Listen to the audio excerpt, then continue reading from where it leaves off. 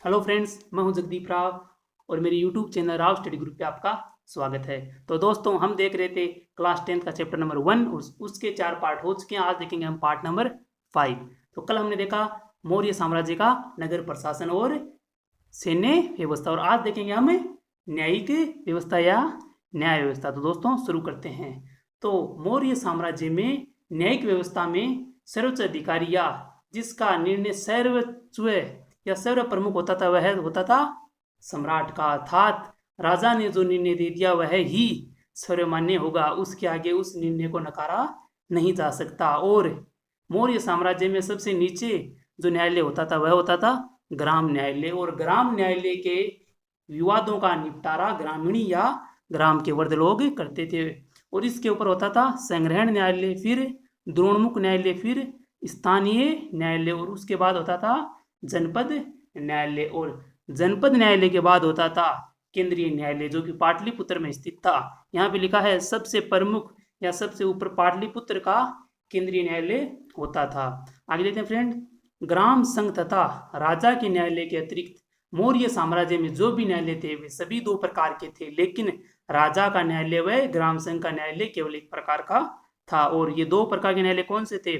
धर्मस्थयी व कंटक शोधन। धर्म स्थायी न्यायालयों को दीवानी अदालतें भी कहा जाता है, और कंटक शोधन को फौजदारी अदालतें भी कहा जाता है। तो फ्रेंड्स, आगे देखते हैं धर्मस्थयी न्यायालय। धर्मस्थयी न्यायालय, तो फ्रेंड्स सॉरी फ्रेंड्स, यहाँ पे गलत लिखा हुआ है। आगे देखते हैं, ये रहा धर्मस्थयी न्यायालय।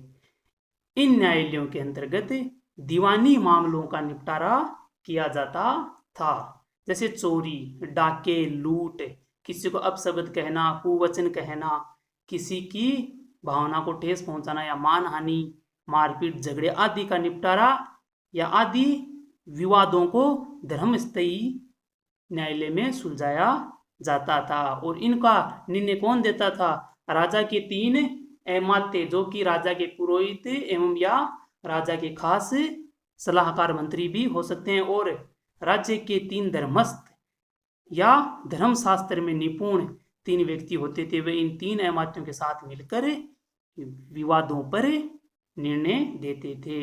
और धर्मस्थयी न्यायालय एक दीवानी न्यायालय था, और इसके अंतर्गत देखो हमने देखा था चोरी, डाके, लूट, कुवचन, मानहानि, मारपीट के मामले आते थे। लेकिन चोरी, डाके व लूट के मामले, इन्हें क्या कहा गया है? साहस कहा गया है। तो एग्जामिनर आपको पूछे साहस क्या है, तो आप कहेंगे चोरी, डाके व लूट के मामलों को मौर्य काल में साहस कहा गया है, और कुवचन, मानहानि, मारपीट के मामलों को मौर्य साम्राज्य में दंड पारुष्य या वाक पारुष्य कहा गया है। आगे देखते हैं फ्रेंड्स, कंटक शोधन न्यायालय। कंटक शोधन न्यायालय, ये कंटक शोधन न्यायालय हमने देखा था फौजदारी अदालतें थी। फौजदारी अदालतें थी, और इनमें कौन से मामले निपटाए जाते हैं? राज्य व व्यक्ति के मध्य जो विवाद होता था वह कंटक शोधन न्यायालयों में निपटाया जाता था। और इसमें 3 प्रदेष्ट्री तथा 3 अमात्य मिलकर राज्य व व्यक्ति के मध्यों का निपटारा करते थे। यहाँ पे प्रदेष्ट्री वह अधिकारी होता था जो गोप, स्थानिक व ग्राम अधिकारियों की जांच करता था, और यह किसके अंतर्गत कार्य करता था? समाहर्ता के अंतर्गत कार्य करता था। और आप बताएंगे समाहर्ता अधिकारी कौन होता था? तो मैं बताऊं आपको, जो वार्षिक बजट तैयार करता था, राजस्व एकत्रित करता था और आय व्यय का लेखा जोखा रखता था, वह कौन था? समाहर्ता। और प्रदेष्ट्री समाहर्ता के अंतर्गत कार्य करता था। फ्रेंड्स, आगे देखते हैं नगर न्यायाधीश को। फ्रेंड्स, नगर न्यायाधीश को व्यवहारिक महामात्र कहा जाता है, और जनपद न्यायाधीश को राजुक कहा जा सकता या कहा जाता था। नगर न्यायाधीश को क्या? व्यवहारिक महामात्र कहा जाता दोस्तों, और जनपद न्यायाधीश को दोस्तों क्या कहा जाता था? राजुक कहा जाता था। और चाणक्य ने अपनी रचना अर्थशास्त्र में कानून के मुख्यतः 4 अंग बताए गए हैं। कौन कौन से? धर्म, व्यवहार, चरित्र और शासन। चाणक्य के अनुसार जो भी कानून बनाया जाए वह धर्म के नीति में हो या धर्म के साथ न्याय करने वाला हो, धर्म के खिलाफ ना हो, वह कानून जो व्यवहार में लाया जा सके, दैनिक व्यवहार में लाया जा सके। ऐसा कानून ना बने जो व्यवहार में ही लाया ना जा सके, केवल वह आदर्श के तौर पर हो। और जो भी कानून लागू किया जाए वह व्यक्तियों या राजाओं के चरित्र के निर्माण में सहायक हो, न कि ह्रास में और शासन में सहायक हो। जो कानून बनाए वह शासन के लाभ में हो, अर्थात उस कानून को लागू करने के बाद शासन अच्छा होना चाहिए, न कि शासन खराब हो जाए। तो ये 4 अंक किसने बताए? चाणक्य ने बताए दोस्तों। आगे देखते हैं मौर्यकालीन समाज। और हमें पता है मौर्यकालीन समाज की जानकारी हमें कहाँ से मिलती है? अर्थशास्त्र से, इंडिका से व अशोक के अभिलेखों से। तो हम कह सकते हैं कौटिल्य का अर्थशास्त्र, मेगस्थनीज की इंडिका व अशोक के अभिलेख हमें मौर्य साम्राज्य या मौर्यकालीन समाज की जानकारी देते हैं। और कौटिल्य ने वर्णा व्यवस्था को सामाजिक संगठन का आधार बताया। तो फ्रेंड्स यहाँ पे वर्णाश्रम से क्या तात्पर्य है? यहाँ पे वर्णाश्रम से तात्पर्य है कि व्यक्ति को उसके गुण, स्वभाव, प्रकृति एवं कार्यों के आधार पर वैदिक धारणा में विभिन्न वर्णों में बांटा गया है। इसे ही वर्णाश्रम कहते हैं। अगर हम सीधे सीधे अर्थों में वर्णाश्रम को समझें तो वर्णाश्रम में जाति, धर्म या मजहब का कोई आधार नहीं था, केवल उनके कार्यों के आधार पर इन वर्णों का वर्गीकरण था। और मुख्यतः दोस्तों वर्ण 4 थे। वर्ण कितने थे दोस्तों? 4 थे।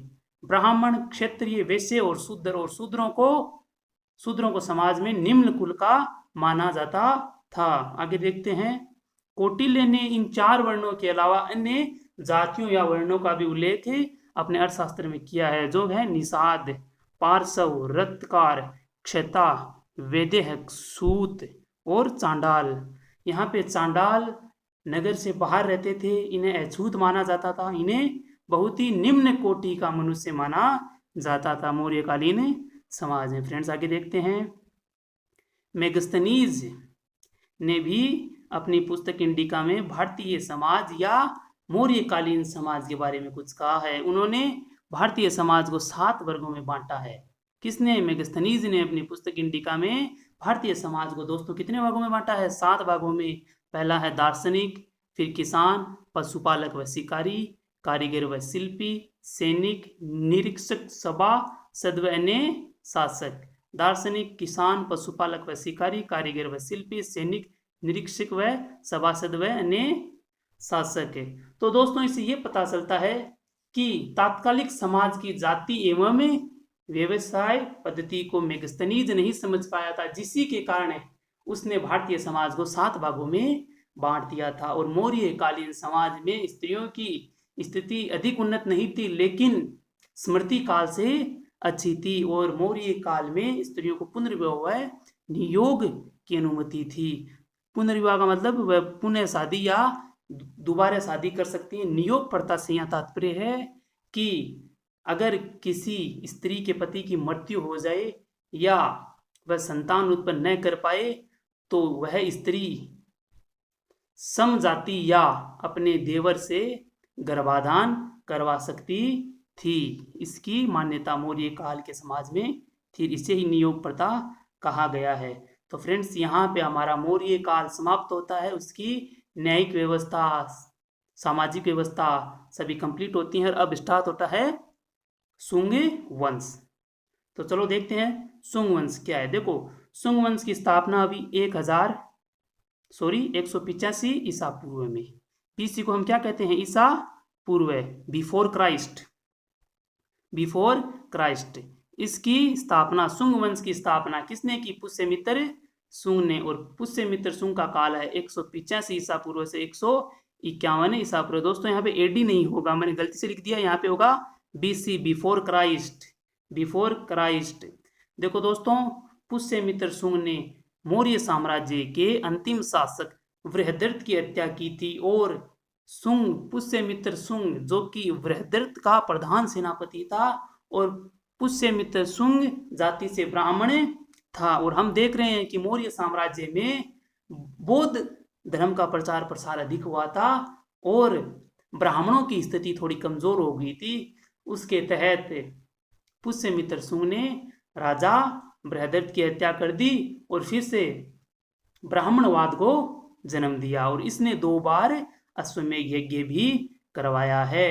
और उन यज्ञों का प्रधान पुरोहित कौन था? पतंजलि। संस्कृत व्याकरणे पतंजलि उसके पुरोहित थे। और पुष्यमित्र सुंग के बाद अन्य शासक कौन है? अग्निमित्र, ज्येष्ठमित्र भद्रक, भागवत व देवभूति। यहाँ पे देवभूति हाईलाइट किया गया दोस्तों, क्यों? क्योंकि यह पुष्यमित्र सुंग के शासन का या सुंग वंश के शासन का अंतिम शासक था, जिसको वसुदेव ने अपदस्थ कर दिया। वसुदेव ने लगभग 73 ईसा पूर्व में देवभूति को अपने शासन या अपनी गद्दी से अपदस्थ कर दिया। और वसुदेव कौन था? यह राजा देवभूति का अमात्य था। और वसुदेव ने फिर कण्व वंश की स्थापना की। दोस्तों किसकी की? कण्व वंश की। देखो दोस्तों, मैं आपको एक फॉर्मूला बताता हूं जिससे आप इन वंशों का क्रम याद रख सकते हैं। आप लिखो हसीन, सॉरी एक मिनट दोस्तों, आप लिखो आप हसीन है सीन हसीन मासूका, याद रह जाएगा दोस्तों। हसीन मासूका, है से हरियक वंश, सी से शिशुनाग वंश, और न से नंद वंश, मैं से या माँ से मौर्य वंश, सह से सु से सुंग वंश, कैसे कण्व वंश। हसीन मासूका ये मगध में स्थापित 6 राजवंशों का क्रम है। इसके अंदर हसीन मासूका, है से हरियक वंश, सी से शिशुनाग वंश, न से नंद वंश, मैं से मौर्य वंश, सु से सुंग वंश, और फिर कैसे कण्व वंश।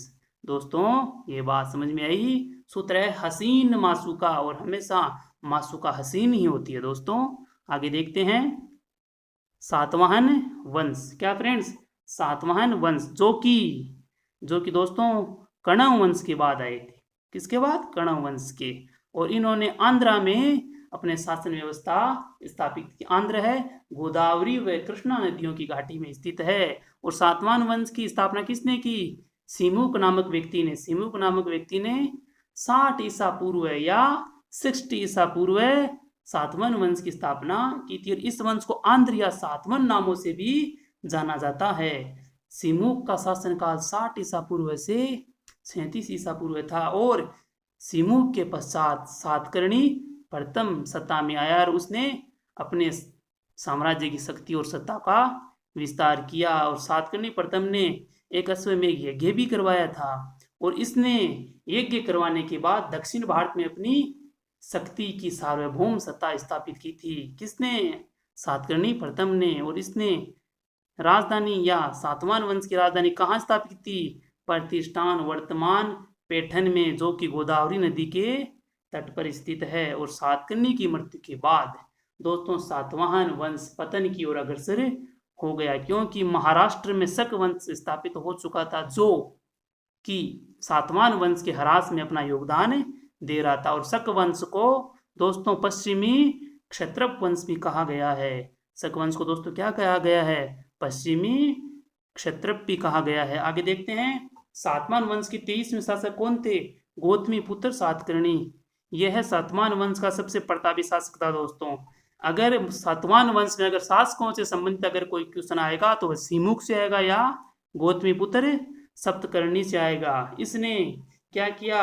पश्चिमी क्षत्रपों की शक्ति का नाश किया और अपने साम्राज्य की ऊंचाइयों को फिर से छुआ, अर्थात अपने साम्राज्य में वृद्धि की। और आगे देखते हैं फ्रेंड्स वशिष्ठ पुत्र पुलवामी। वशिष्ठ पुत्र पुलवामी जो कि सातवाहन वंश के राजा थे, उन्होंने उज्जैन के एक शक महाक्षत्रप रुद्रदामन की बेटी से विवाह किया था, लेकिन इसका हर्जाना वशिष्ठ पुत्र पुलवामी को भुगतना पड़ा, क्योंकि रुद्रदामन ने पुलवामी से वह समस्त भूभाग छीन लिया जो कि उसने क्या किया था? जीता था।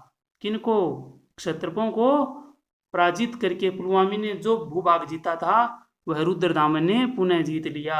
और फिर देखते हैं सातवाहन वंश के 27वें शासक यज्ञश्री, जिसे सातकर्णी भी कहा गया है। इसने उज्जैनी के क्षत्रपों को हराया था और इसने अपने शासनकाल में कई सिक्के भी चलाए थे, जिनमें से जलपोत के सिक्के सर्वाधिक प्रसिद्ध थे। और इससे जलपोत अंकित सिक्कों से यह जानकारी मिलती है कि उसका साम्राज्य समुद्र तक भी विस्तृत था। और दोस्तों, सातवाहन वंश के सभी शासक हिंदू धर्म के अनुयायी थे, अर्थात यह वंश हिंदू धर्म का अनुयायी था। और इनका विश्वास वैदिक यज्ञों में समाज में वर्णाश्रम व्यवस्था पर था। दोस्तों, वैदिक यज्ञों में समाज में वर्णाश्रम व्यवस्था में इनका विश्वास था।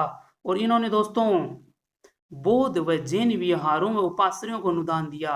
यहाँ पे बौद्ध विहार, एक होते हैं विहार और एक होते हैं दोस्तों चैत्य। तो इनमें क्या फर्क है? विहार जहाँ पर बौद्ध भिक्षु अपना विश्राम स्थल होता है उन्हें विहार कहते हैं, और चैत्य जहाँ पर बौद्ध भिक्षु भगवान बुद्ध की पूजा करते हैं, भगवान बुद्ध की पूजा या उनके उपदेश सुनते हैं, वह चैत्य कहलाते हैं। और जहाँ पर बौद्ध भिक्षु विश्राम करते हैं वे विहार कहलाते हैं। आगे देखते हैं फ्रेंड्स, यहाँ पे लिखा है, यह देखो फ्रेंड्स, यह सातवाहन वंश के शासनकाल की सबसे महत्वपूर्ण बात है, क्योंकि ये हिंदू थे तो इन्होंने ब्राह्मणों का स्थान ऊंचा रखा और इन्होंने ब्राह्मणों को भूमि अनुदान देने की सर्वप्रथम प्रथा डाली। और ब्राह्मणों को भूमि अनुदान देना क्या कहलाया? अग्रहार। अगर आपको एग्जामिनर पूछ ले कि अग्रहार किसे कहते हैं तो आप कहेंगे ब्राह्मणों को दी गई भूमि या ब्राह्मणों को किया गया अनुदान,